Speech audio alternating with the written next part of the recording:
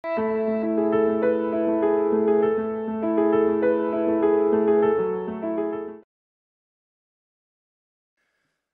본문 여호수아 16장은 에브라임과 므낫세 지파가 기업으로 받은 땅을 기록하고 있습니다. 이들은 요셉의 후손으로 가나안 중부의 비옥한 땅을 분배받았습니다. 하지만 이들도 주어진 땅을 완전히 차지하지 못하는 문제가 있었습니다. 오늘 본문을 통해 우리는 하나님께서 주신 기업을 믿음으로 온전히 이루는 것이 얼마나 중요한지 함께 나누고자 합니다. 먼저 1절 말씀입니다.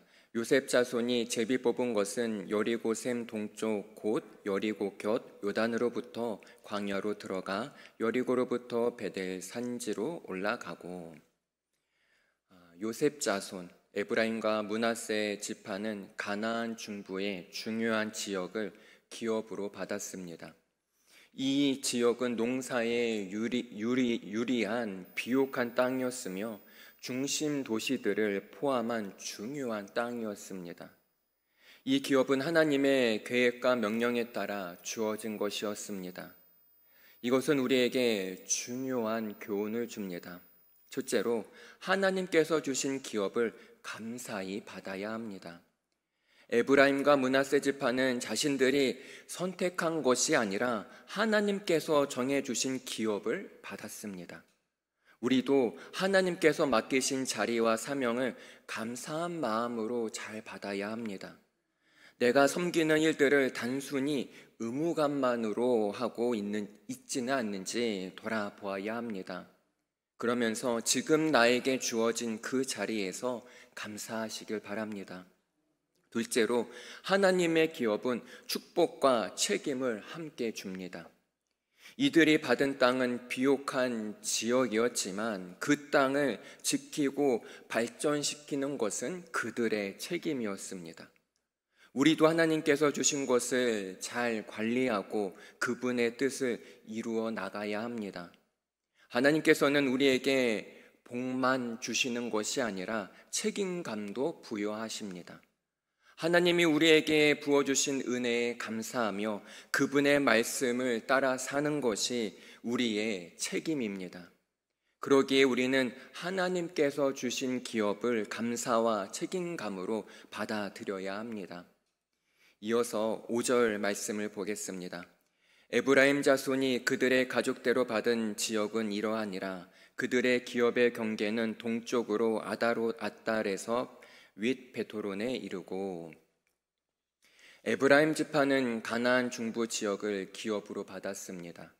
이 지역에는 여러 성읍과 경계선이 설정되어 있으며 하나님께서 직접 정하신 것이었습니다. 그러나 중요한 것은 이 땅을 온전히 차지해야 한다는 것입니다. 여기에 중요한 교훈이 또 있습니다. 첫째로, 하나님의 기업을 소중히 여기고 온전히 차지해야 합니다. 에브라임 지파는 하나님께서 주신 경계를 따라 그 땅을 차지해야 합니다. 우리도 하나님께서 주신 축복을 가볍게 여기지 않고 책임감 있게 감당해야 합니다. 이어서 둘째로, 믿음으로 하나님의 계획을 이루어야 합니다. 하나님께서 주신 땅이지만 그들이 믿음으로 행동하지 않으면 온전히 차지할 수 없습니다. 우리도 하나님의 약속을 믿고 믿음으로 행동해야 합니다. 야고보서에서 보면 행함이 없는 믿음은 죽은 것이니라 그렇게 했습니다. 정말 하나님을 믿는다면 그에 맞는 믿음의 삶을 살아야 합니다. 우리는 하나님의 뜻을 따라 받은 것을 온전히 차지하는 삶을 살아야 합니다. 끝으로 10절 말씀을 보겠습니다. 그들이 게셀에 거주하는 가나안 족속을 쫓아내지 아니하였으므로 가나안 족속이 오늘까지 에브라임 가운데에 거주하며 노역하는 종이 되니라. 에브라임 지파는 하나님께서 주신 기업을 받았지만 완전히 정복하지 못하는 문제가 있었습니다. 그들은 게셀에 사는 가나안 족속을 온전히 쫓아내지 못했습니다. 결국 이들은 이스라엘과 함께 살며 후에 신앙적으로 문제를 일으키게 됩니다. 여기서도 중요한 교훈을 우리에게 줍니다. 첫째로 하나님의 명령을 온전히 우리는 순종해야 합니다. 하나님께서는 가나안 사람들을 완전히 쫓아내라고 명령하셨습니다. 하지만 에브라임 지파는 순종하지 않자 그들의 신앙이 결국은 흔들리는 문제가 발생하게 됩니다. 어떻게 보면 순종하지 않고 내 마음대로 하는 것이 더 쉽고 편해 보입니다. 그러나 순종할 때 하나님께서 책임져 주십니다. 하나님께 우리의 인생을 내어 맡기는 믿음의 사람이 되시길 바랍니다.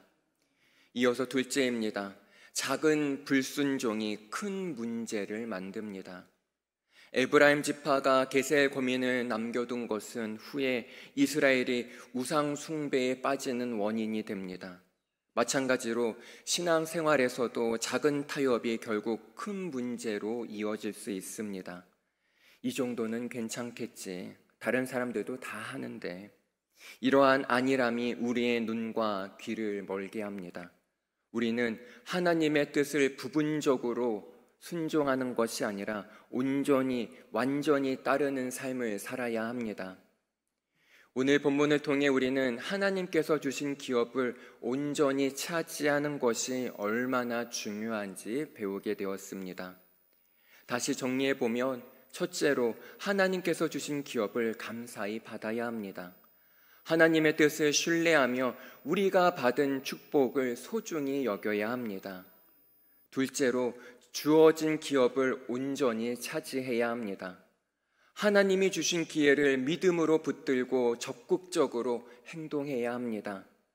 끝으로 셋째, 순종하지 않으면 완전한 승리를 경험할 수 없습니다. 순종하지 않으면 완전한 승리를 우리는 경험할 수 없습니다. 작은 타협이 결국 더 큰 문제로 이어질 수 있음을 우리는 항상 기억해야 합니다. 우리도 신앙의 여정에서 하나님의 기업을 온전히 차지하며 끝까지 믿음으로 살아가고 믿음으로 승리하는 우리 모두가 되길 간절히 소망합니다. 기도하겠습니다.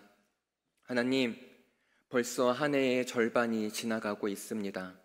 돌아보니 모든 것이 주님의 은혜입니다. 주님의 손길이 닿지 않은 곳이 하나도 없습니다.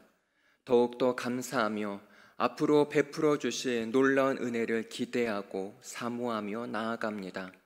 오늘 하루도 주의 말씀을 붙들며 그 말씀에 순종하는 삶을 살 수 있도록 성령님 인도하여 주시옵고 힘을 더하여 주시옵소서. 그리하여 영적으로 깨어있어 세상과 구별된 거룩한 삶을 오늘 하루 살게 하여 주시옵소서. 감사합니다. 예수님의 이름으로 기도합니다. 아멘.